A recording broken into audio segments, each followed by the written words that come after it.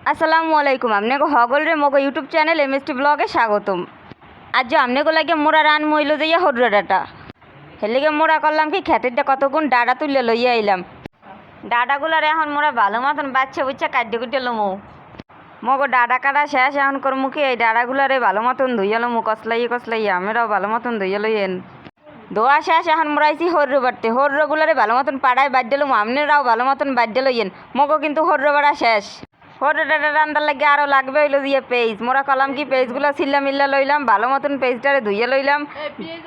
পেঁয়াজ ছেলতে যাই মোর কিন্তু চোখ জ্বলতে আছে এরপরে চক্ষু বুঝে পেঁয়াজটা কুচাইয়া লইলাম। আমের আবার মোর মতো চক্ষু বুঝে কুচাইতে যাইয়েন না।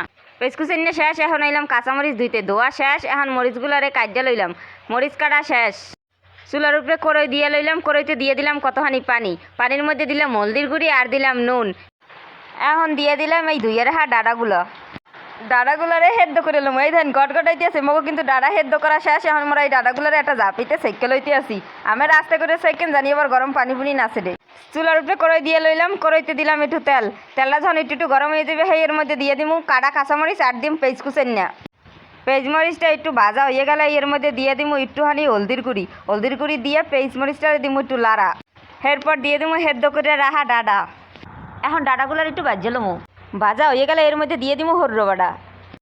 এখন এই হর্র বাটার লগে ডাটাগুলার লাইটে সেরে ভালো মতন মিলাই লমু জানি সব ডাটার গায়ে হর্র বাটাগুলো ভালো মতন লাগে।